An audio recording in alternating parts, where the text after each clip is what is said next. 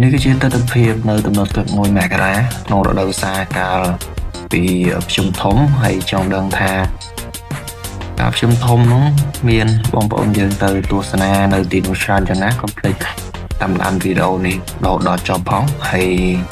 បងប្អូននឹងឃើញថានៅទីនោះមានទស្សនវិជ្ជាយ៉ាងស្រស់ស្អាតខ្លាំងមែនទែន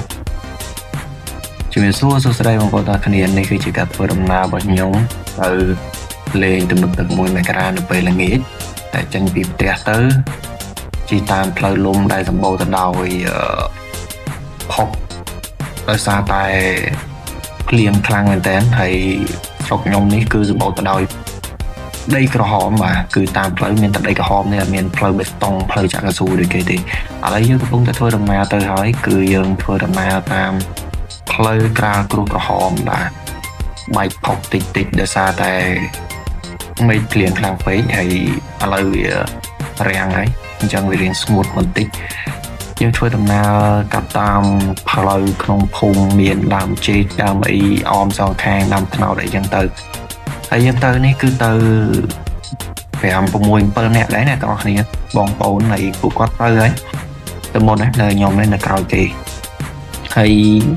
យើងទៅនេះគឺយើងដាក់ម្ហូបដាក់អីទៅហូបនៅនឹងចឹងណាមានកញ្ចុះមានអីទៅនៅនឹងគេឲ្យយើងជួលហើយយើងហៅម្ហូបគេពី3មុខទៅយើងទៅដាក់ម្ហូបទៅអីទៅខ្លួនឯងទៅកុំឲ្យចោលលួចខ្លាំងពេកឥឡូវយើងកំពុងតែធ្វើដំណើរទៅហើយចិត្តផុតភូមិហើយឥឡូវយើងបត់ទៅស្ដាំតាមផ្លូវក្នុងបន្លាយទៅហត់ភូមិហ្នឹងបាទដូចអ្នកទាំងអស់គ្នាឃើញចឹងផ្លូវរំពោលផ្លូវហ្នឹងបែកផុកពេញទឹកពេញដីហ្នឹងដោយសារវាភ្លៀងរងរាយខ្លាំងពេកដល់ពេលអញ្ចឹងវាដីក្រហមវាជាបំផុតតែរឿងបែកផុកដល់ក្រោយភូមិនេះបានទៅសល់គ្រោះខ្លះអីចឹងទៅវាមិនសូវអីបើសិនជាទៅខាងលិចភូមិវិញមិនបាញ់និយាយទេម៉ូតូជិះដុបគ្នាអីដឹងតែវេទនាដូចអ្នកទាំងអស់គ្នាឃើញនេះអញ្ចឹងផ្លូវវាមិនជាស្រួលប្រហែលទេអានេះរៀងស្ងួតណាជារៀងស្រួលបើសិនជាមេឃនៅភ្លៀងនៅទឹកខ្លាំងវារៀងល្អដែរកន្លែងហ្នឹងហើយបន្ទាប់ពីរាំងភ្លៀងមកមេឃស្លាស់ល្អមែនតើ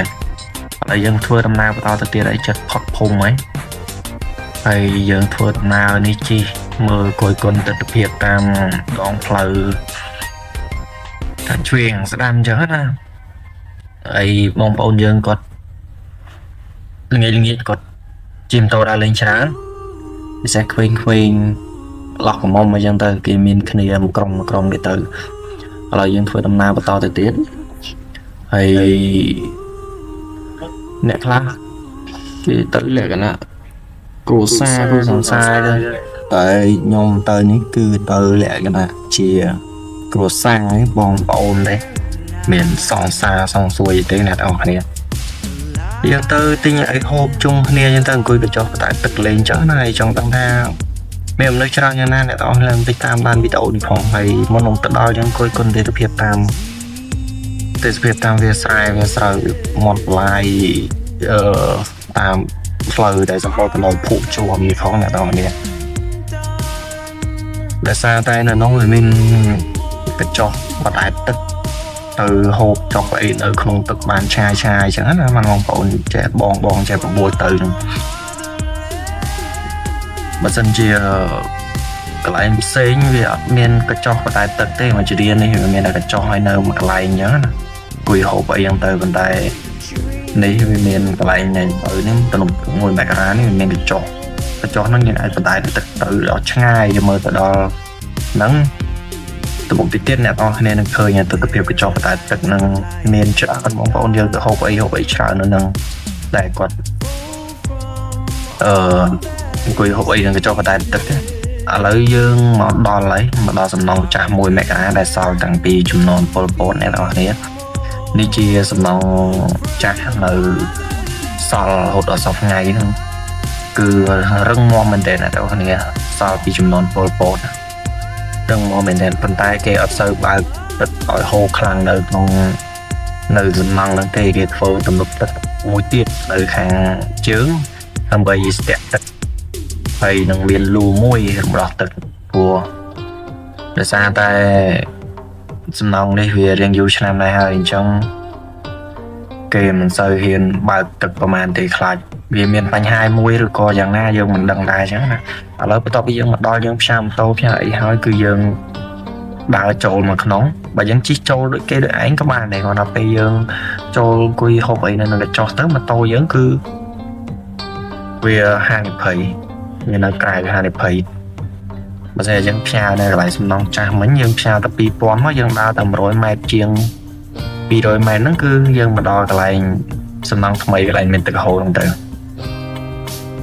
ពីមុនមកមនុស្សច្រើនណាស់អ្នកទាំងអស់គ្នាមនុស្សច្រើនប៉ុន្តែចាប់តាំងពីកូវីដមកគឺ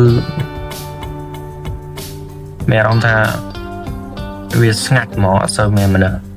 ឥឡូវយើងមកដល់បងគាត់រកកញ្ចក់យើងមកមើលទឹកហូរសិនទឹកហូរខ្លាំងមែនតើណាបងនេះអត់មានបងប្អូនយើងហ៊ានចុះលេងទេដោយសារទឹកហូរខ្លាំងពេកបើសិនជាទឹកហូរឆិចមកល្មមតិចដែលអាចជិះម៉ូតូកាត់បាននឹងមានបងប្អូនយើងចុះលេងច្រើនពីមុនមនុស្សច្រើនអង្គរជើងហ្មងនៅអាក្រោមនេះកន្លែងទឹកហូរនេះអង្គរជើងមកសមនុស្សអាពីលើក៏មានអាពីក្រោមក៏មានតែប៉ុន្តែដោយសារឥឡូវទឹកច្រើនពេកអញ្ចឹងអត់មានអ្នកហ៊ានចុះលេងទេហើយបើអ្នកក៏ចេះចាប់ប្លង់ថតណាអ្នកទាំងនេះថតមកពីក្រោមវិញស្អាតមែនតើប៉ុន្តែខ្ញុំមិនសូវចេះថតមែនថតបានតែប៉ុណ្ណឹងហើយចាំមើលដល់ចុងវីដេអូអ្នកទាំងនេះនឹងឃើញអ្នកថតខ្ញុំថតមកពីក្រោមវិញស្អាតមានអារម្មណ៍ថាស្អាតហ្មងនេះបងប្អូនអ្នកទាំងនេះនេះសិតតែចោលបដែតទឹកហ្នឹងអ្នកគេចង់អង្គុយនៅនឹងត្មងគេអង្គុយទៅគេចង់បដែតទៅឆ្ងាយវាទាញពួរទៅឆ្ងាយអញ្ចឹងទៅឥឡូវយើងកំពុងតែភាសាគ្នាថាគួររកកញ្ចក់មួយណាអង្គុយអញ្ចឹងដោយសារកញ្ចក់វាច្រើនវាក្តៅអាកញ្ចក់លុបល្អយើងក៏ថាទំនងគឺគេកក់យកអស់ហើយហ្នឹងអញ្ចឹងយើងមានតែគ្រូមើលអាណារៀងក្តៅតិចទៅប៉ុន្តែសម្រាប់ខ្ញុំមិនសូវសាញបានដោយសារយើងមកពេលល្ងាចអញ្ចឹងវាតែល្ងាចតិចទៅវាសតុំទៅវាលេងអីឯងឥឡូវយើង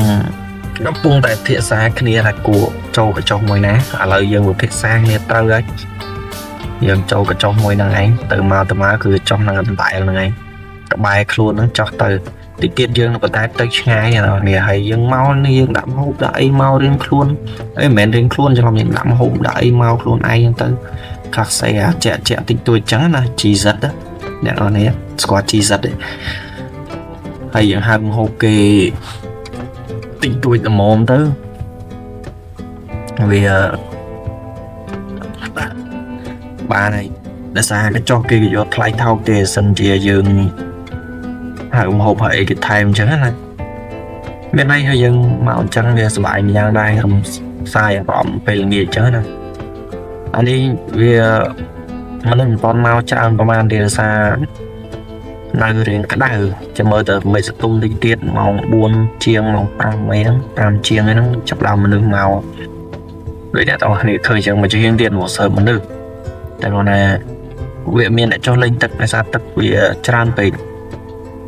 ដូចអ្នកអស់គ្នានេះឃើញនេះចាប់ដើមមកដើរហើយឥឡូវយើងត្រឡប់មកអង្គុយចុះយើងវិញតិចទៀតយើងបន្តចូលទៅរៀងជ្រៅហ៎ថាយើងអត់ចង់នៅ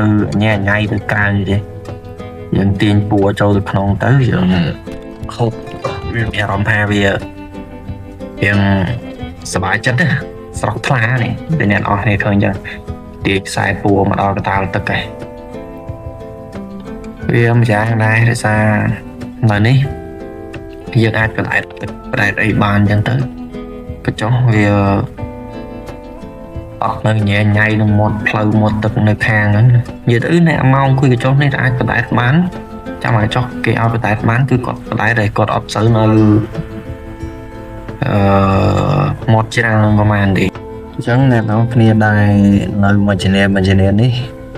គាត់ជាស្គាល់ហើយពេលល្ងាចតនេឬសាទឹកមានបនទានអីអាចទស្សនាបានមិនថាអ្នកចិត្តអ្នកឆ្ងាយទេឲ្យតែស្គាល់ទីតាំងនេះហើយសម្រាប់ម្ហូបដែលយើងហៅមកហូបហ្នឹងគេលក់នៅហ្នឹងវាតម្លៃសមរម្យវាមិនថ្លៃទេអ្នកនរគ្នាហើយឆ្ងាញ់ទៀតដូចការខ្ញុំទៅហ្នឹងខ្ញុំហៅមានបាយឆាមានខ្យងចំហុយមានឆាក្តៅឆាអីផ្សេងតម្លៃសមរម្យទេហើយឆ្ងាញ់ទៀតប៉ុន្តែមិនដឹងថាកន្លែងផ្សេងវាមិនយើងចូលចំម្ចាស់ដែលគាត់ mình cao dương được coiយ៉ាងណាចឹងណាតែគាត់ថាខ្ញុំ recommend ថាតម្លៃសមរម្យហើយឆ្ងាញ់ទៀតកន្លែងដែលខ្ញុំចូលហ្នឹងគឺវាមិនថ្លៃទេមួយចានទៅ10000ជាង20000អីហ្នឹងវាល្មមគួរសមហើយបុកល្ហុងបុកអីហ្នឹងបុកក្តាមបុកអីតម្លៃសមរម្យហើយបាយឆាមចាន20000គេឡើងច្រើនហូប3-4នាក់អីហ្នឹងវាសមរម្យហើយអញ្ចឹងវីដេអូថ្ងៃហ្នឹងមានតែប៉ុណ្្នឹងទេចាំជួបគ្នាវីដេអូក្រោយទៅលេងទន្លំទឹកនៅខេត្តត្បូងមួយទៀតគឺ6 មេរ៉ាយ៉ាងសង្ឃឹមថាអ្នកនរគ្នាពេញចិត្តវីដេអូមួយហ្នឹងកុំភ្លេច like share comment មួយផងហើយ subscribe channel មួយផងអរគុណអ្នកនរគ្នាចាំជួបគ្នាវីដេអូក្រោយនៅទន្លំទឹកមួយទៀតបាយ